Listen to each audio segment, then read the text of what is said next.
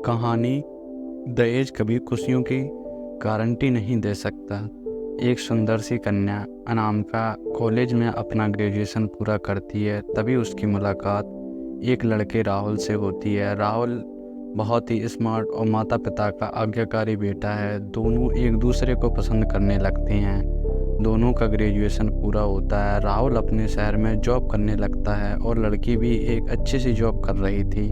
दोनों ने निर्णय किया कि अब माता पिता से शादी की बात करने का वक्त आ गया। लेकिन परेशानी यह थी कि दोनों की कास्ट अलग अलग है। अनामिका ब्राह्मण है और राहुल राजपूत है। राहुल के समाज में दहेज बहुत ज़रूरी है, जो कि नकद में होता है। इसके अलावा कई तरह के गिफ्ट्स और गहने की मांग की जाती है। राहुल ने अनामिका को यह स्थिति स्पष्ट की और कहा कि घर वालों को मनाओ, अगर तुम सभी मांगें पूरी करवाती हो तो मेरे माता पिता तुम्हें पलकों पर बिठाएंगे। अनामिका ने अपने माता पिता से यह बात कही। अनामिका के माता पिता को यह बात पसंद नहीं थी, पर अनामिका की जिद थी कि अगर मुझे दहेज दोगे तो मेरी इज्जत बढ़ेगी। अनामिका के माता पिता सक्षम भी थे, बिना मांगे भी अनामिका को बहुत कुछ दे सकते थे, पर उन्होंने इस तरह दहेज मांगने करने पर लोग पसंद नहीं आ रहे थे। लेकिन माता पिता अनामिका की खुशी चाहते थे। उन्हें यह डर था कि उनकी बेटी ये न सोचे कि अपनी बेटी को कुछ न देना नहीं चाहते, इसलिए उन्होंने सभी शर्तें मान ली। शादी में राहुल को कार, फ्लैट, फर्नीचर के साथ 50 लाख नकद दिए गए तथा अनामिका को गहने भी दिए गए और सभी रिश्तेदारों को गिफ्ट्स और कपड़े भी दिए। शादी बहुत धूमधाम से की गई, कोई कमी नहीं छोड़ी गई। अनामिका को मन ही मन में यह गुमान था कि कास्ट अलग होने के बावजूद माता पिता उसकी शादी ससुराल के हिसाब से की। अनामिका को विश्वास था कि उसे बेटी बनाकर रखा जाएगा, उसे वही प्यार दिया जाएगा जो उसके माता पिता ने दिया, क्योंकि उसने अपने ससुराल का नाम रखा है।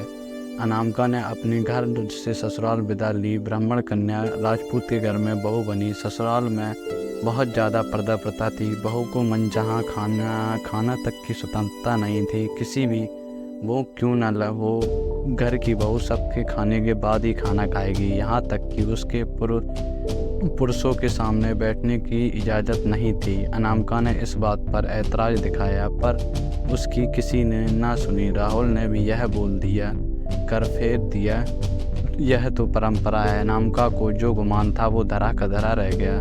उसे अपने माता पिता की बात का याद आई। जब उन्होंने समझाया था, वह अपने उससे बहुत लड़ी, पर उसने ससुराल में बात करने का फैसला किया। अनामिका ने अपने सास ससुर और पति से बात की, लेकिन उन्होंने नहीं सुनी और उसे बहुत बेरहमी से पीटा गया। अनामिका ने कभी ऐसा व्यवहार नहीं देखा था। उसे जिस लाए हुए दहेज पर घमंड था वह चूर चूर हो गया था। अनामिका को माता पिता से बात करने में भी शर्म महसूस हो रही थी और इसी कश्मकश में एक दिन अनामिका ने अपने आप को ख़त्म कर दिया।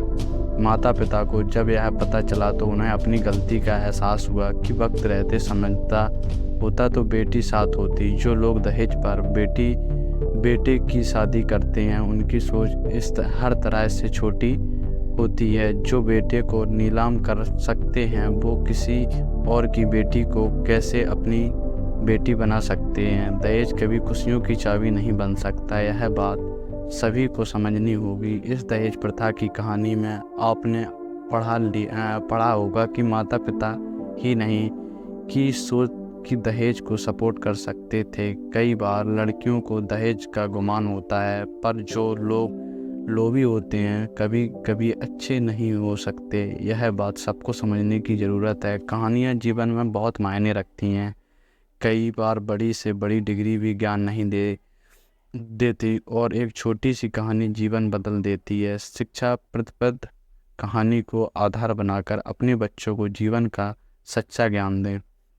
वीडियो देखने के लिए धन्यवाद। कृपया सब्सक्राइब करें, लाइक करें और शेयर करें। आप लोगों का बहुत बहुत धन्यवाद।